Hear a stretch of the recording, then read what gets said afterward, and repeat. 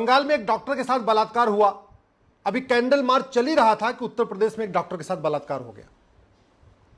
राजस्थान में कन्हैयालाल के हत्यारों को सजा नहीं हुई, उसके पहले ही एक और बच्चे की जिहादी हत्या हो गई, चाकुओं से गोद गोद के हत्या हो गई। इसके लिए विधायिका भी जिम्मेदार है, कार्यपालिका भी जिम्मेदार है, खबर पालिका भी जिम्मेदार है और न्यायपालिका भी जिम्मेदार है। विधायिका इसलिए जिम्मेदार है क्योंकि हमारे सांसद घटिया कानूनों को नहीं बदल रहे, सड़े हुए कानून चल रहे हैं। कार्यपालिका इसलिए जिम्मेदार है कि जो सड़ा हुआ कानून है भी उसको भी ठीक से इंप्लीमेंट नहीं किया जा रहा है। खबर पालिका इसलिए जिम्मेदार है क्योंकि हत्या को दिखाती है, बलात्कार को दिखाती है, लेकिन कभी भी जाके सांसद, विधायक, मंत्री, मुख्यमंत्री से ये नहीं पूछती कि ये जितने अपराध भारत में हैं ये दुबई में क्यों नहीं है, सिंगापुर में क्यों नहीं है, जापान में क्यों नहीं है। खबर पालिका का इंटरेस्ट केवल और केवल ब्रेकिंग न्यूज बनाने में है, हत्या को दिखाने में है, बलात्कार को दिखाने में है। हत्या कैसे रुकेगी, बलात्कार कैसे रुकेगा, उस पर कभी खबर पालिका में चर्चा नहीं होती। और सबसे बड़ी बात यह, इसके लिए सबसे ज्यादा जिम्मेदार भारत का सुप्रीम कोर्ट है। संविधान के आर्टिकल 142 में सुप्रीम कोर्ट को अनलिमिटेड पावर दिया हुआ है। यह सुप्रीम कोर्ट की ड्यूटी है कि भारत में रूल ऑफ लॉ हो, भारत में सबको स्पीडी जस्टिस मिले। और अलग अलग मुकदमों पे एक एक महीने सुनवाई करती है सुप्रीम कोर्ट। 5-5 जजों की बेंच, 7 जजों की बेंच, 9 जजों की बेंच। लेकिन आज तक सुप्रीम कोर्ट ने कभी एक बेंच नहीं बनाई जो जस्टिस विद इन ईयर के ऊपर सुनवाई करे। हर मामले पे सुप्रीम कोर्ट संज्ञान लेता रहता है। कई बार पीआईएल के माध्यम से संज्ञान लेता है, कई बार स्वतः संज्ञान ले लेता है, सुओ मोटो भी ले लेता है। लेकिन आज तक जस्टिस विद इन ईयर पे सुप्रीम कोर्ट ने सुनवाई नहीं किया। सुप्रीम कोर्ट का संविधान का आर्टिकल 142 सुप्रीम कोर्ट की पावर देता है कि भारत में स्पीडी जस्टिस करने के लिए वो केंद्र सरकार को भी डायरेक्शन दे, स्टेट्स को भी डायरेक्शन दे। सुप्रीम कोर्ट चाहता तो आज तक 1861 का पुलिस एक्ट खत्म हो गया होता, बदल दिया गया होता, भारत में यूनिफॉर्म पुलिस कोड लागू हो गया होता। सुप्रीम कोर्ट चाहता तो भारत में अब तक पुलिस चार्टर लागू हो गया होता। थानेदार क्या करेगा, हवलदार क्या करेगा, पेशकार क्या करेगा, कलेक्टर क्या करेंगे, कप्तान क्या करेंगे, सबकी ड्यूटी डिसाइड हो चुकी होती।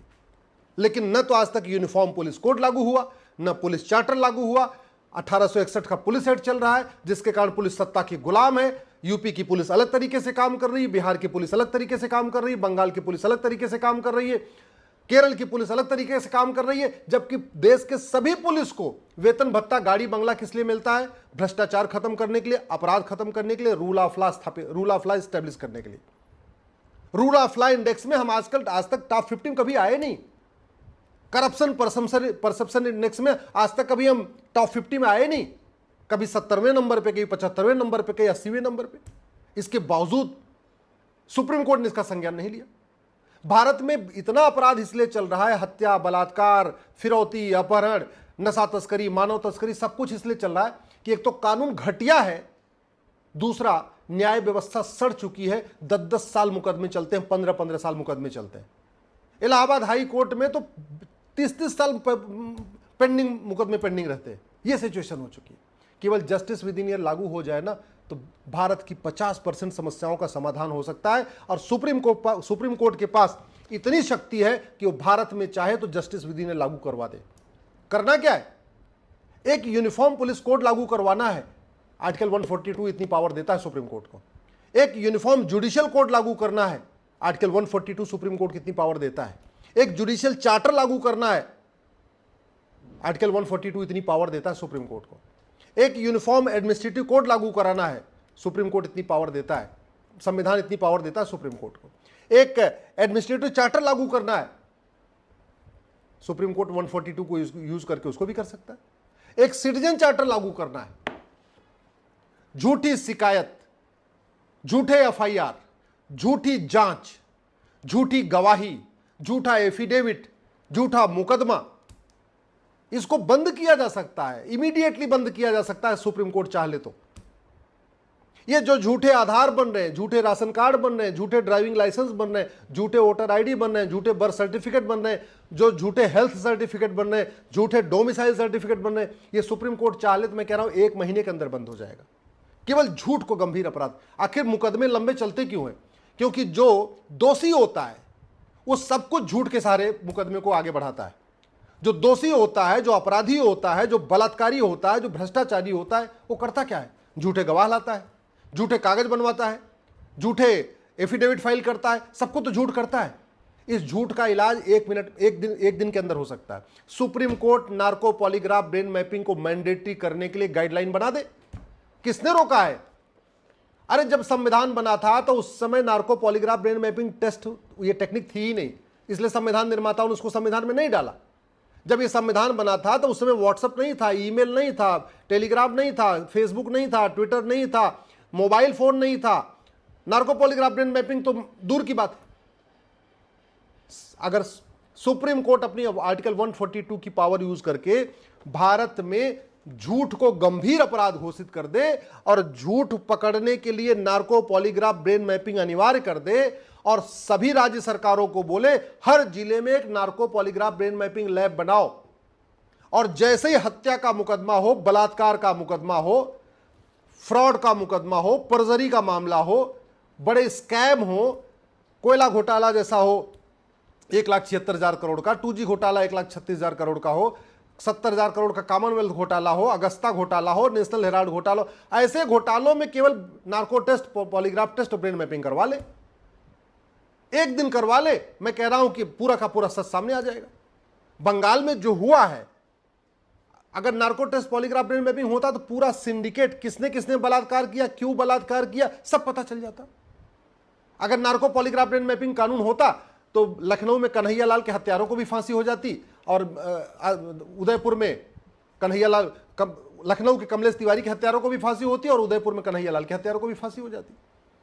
Narco polygraph brain mapping test कानून होता, यूनिफॉर्म पुलिस कोड होता, यूनिफॉर्म जुडिशियल कोड होता, यूनिफॉर्म एडमिनिस्ट्रेटिव कोड होता, एक सिटीजन कोड होता, हमारे अमेरिका जैसा फेडरल पिनल कोड होता, तो फटाफट मुकदमों का फैसला होता।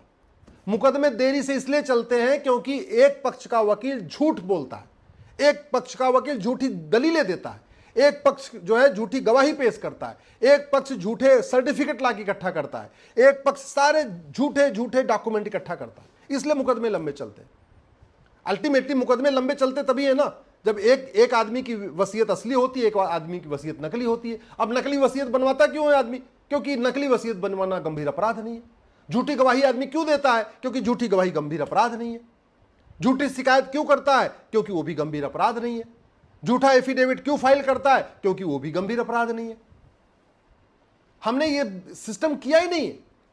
मैं माननीय सुप्रीम कोर्ट से हाथ जोड़ के निवेदन कर रहा हूं, आप अपनी आर्टिकल 142 की पावर को इंडिविजुअल केसेस के लिए मत करिए, आप छोड़ दीजिए। आप 5 जजों की एक बेंच बनाइए, 5 जजों की बेंच बना के केंद्र सरकार और सभी राज्य सरकारों को एक नोटिस इशू करिए, सुओ मोटो कॉग्निजेंस लीजिए, और केस का नाम होना चाहिए justice with in year, justice for all.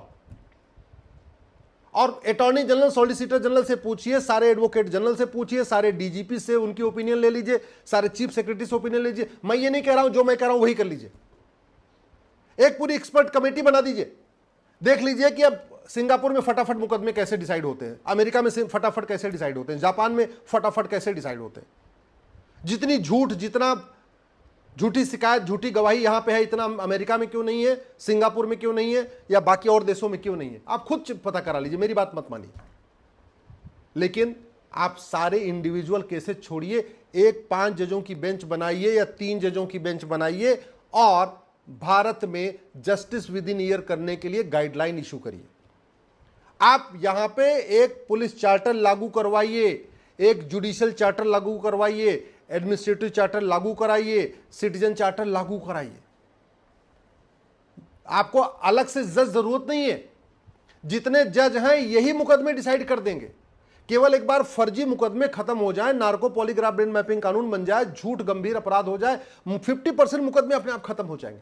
मुकदमे इसलिए लंबे चल रहे हैं क्योंकि भारत में narco polygraph brain mapping test नहीं होता। मुकदमे इसलिए बढ़ते जा रहे हैं क्योंकि झूठ बोलना गंभीर अपराध नहीं है।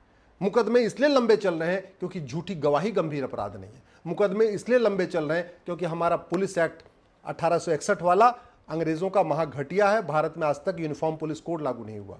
यूनिफॉर्म पुलिस कोड हो जाए, यूनिफॉर्म जुडिशियल कोड हो जाए, one nation one penal code हो जाए, यूनिफॉर्म सिटीजनशिप कोड हो जाए, यूनिफॉर्म एडमिनिस्ट्रेटिव कोड लागू हो जाए।